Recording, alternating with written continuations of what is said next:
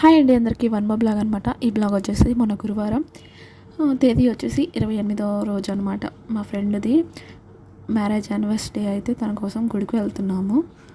అందుకని చెప్పేసి ఇంట్లంతా ఉదయాన్నే లేచి క్లీన్ చేసేసుకొని ఇంట్లో పూజ చేసుకొని గుడికి అయితే బయలుదేరాము. ఇది వచ్చేసి కావల్లో కాదు, బిడ్రగుంట అని చెప్పేసి సేమ్ వెంకటేశ్వర స్వామిది పెద్ద గుడి, బాగుండిద్ది. అందుకని చెప్పేసి ఇక్కడికి వచ్చాము. తీరా ఇక్కడికి వచ్చి చూస్తే ఎవ్వరు లేరు, మేమే ఉన్నాము.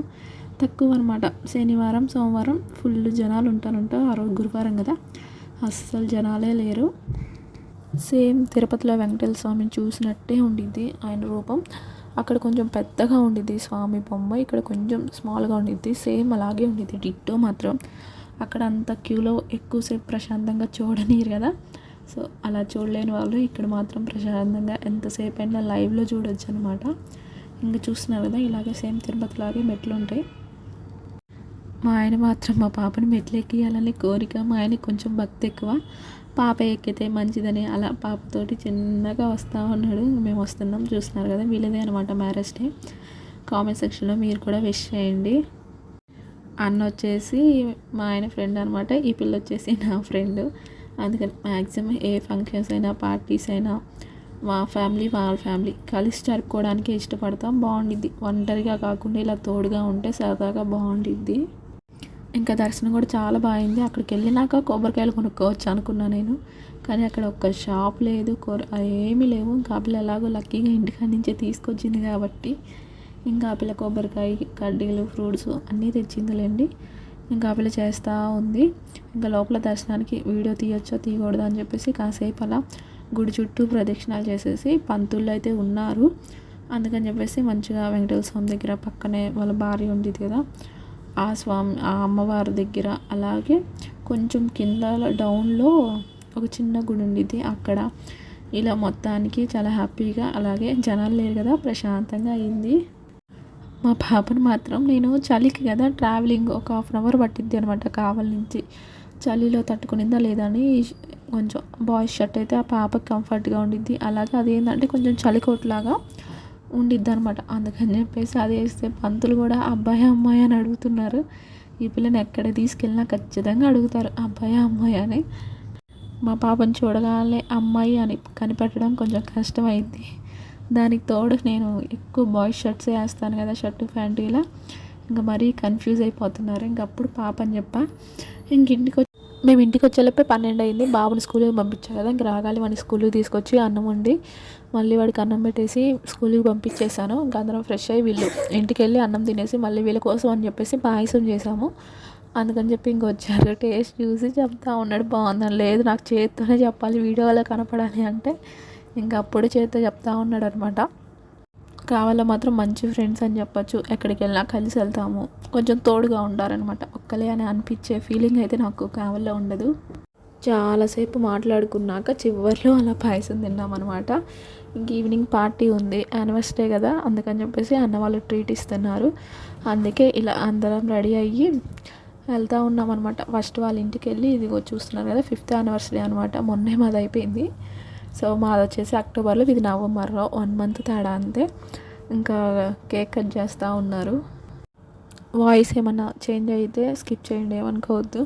అసలే ఫుల్ చలికాలం కదా, ఇక్కడ చలి వర్షాలు గొంతు అంతా పోయింది అందరికీ, జలుబులు దగ్గులు. అందుకే వాయిస్ అలా ఏమన్నా మీకు ఇబ్బందిగా అనిపిస్తే స్కిప్ చేయండి, అదే ఇగ్నోర్ చేయండి. ఇంకా మా పాప చూస్తున్నారు కదా, వాళ్ళ యానివర్సరీ అని చెప్పేసి కేక్ కట్ చేశారు. తలా ఒక పీస్ ఇస్తే మా పాప మంచిగా క్రీమ్ లేకుండా ఓన్లీ బ్రెడ్ ఉండేది కదా, ఆ బ్రెడ్ వేసి ఇస్తే హ్యాపీగా తింటుంది. పక్కన ఆ పాప పేరు వచ్చేసి ప్రణవి వాళ్ళ పాప. ఇంకా ఆ పళ్ళకి కూడా పెడతా ఉందనమాట. మా ఇద్దరికి వాళ్ళు మేము ఫ్రెండ్స్ కదా, ఆల్మోస్ట్ ఒకే ఏజ్ ఉండిద్ది. అలాగే మా పిల్లలకు కూడా కొంచెం సిమిలర్గా ఒకే ఏజ్. ఇద్దరికి ఫస్ట్ బాబు, అలాగే సెకండ్ పాప అనమాట. వాళ్ళే కలిసింది. మా ఆయన వాళ్ళిద్దరు ఫ్రెండ్స్, మేము ఫ్రెండ్స్, మా పిల్లలు బాయ్స్ ఫ్రెండ్స్, మళ్ళీ ఇప్పుడు ఈ జనరేషన్లో వీళ్ళిద్దరు అనమాట. అలా మంచిగా భలే కుదిరింది కదా. ఇంక రెస్టారెంట్కి అయితే వచ్చేసాము. ఈ రెస్టారెంట్ పేరు ట్రెండ్స్ పైన ఉండి తప్ప కావల్లోనే, ది లేక్ అని. చాలా బాగుండిద్ది, అంటే డీసెంట్గా కొంచెం లుక్ కూడా బాగుండిద్ది. నేను వీడియో రెస్టారెంట్ మొత్తం ఏం షూట్ చేయలేదు కానీ చాలా బాగుండిద్ది. ఆల్రెడీ మేము ఒకసారి వచ్చాము, అందుకని చెప్పేసి ఇక్కడికి వెళ్దామన్న, ఫుడ్ అయినా బాగుండిద్ది అని చెప్పాము. సరే అని చెప్పేసి ఇంకా అందరం కలిసి ఇక్కడికే వచ్చాము. ఫస్ట్ అయితే స్టార్టింగ్ తందూరి ఆర్డర్ పెట్టారనమాట. స్టార్టర్స్ లాగా ఇలా తందూరి ఆర్డర్ పెట్టారు. నాన్ వెజ్ ఉంటే మాత్రం మా వాడు సైలెంట్గా అస్సలు గొడవే చేయడు. మంచిగా అది అయిపోయేదాకా కామ్గా కూర్చొని తినేస్తారు. వాళ్ళేమో కార్తీక మాసం కదా, వాళ్ళు ఎవ్వరూ నాన్ వెజ్ తినరు, పిల్లలతో సహా ఎవరు తినరు. మనకు అది మనకు ఆ పట్టింపు ఏమి ఉండవు కాబట్టి మంచిగా తందూరి ఆర్డర్ పెట్టుకొని ఇంకా తింటా ఉన్నాము.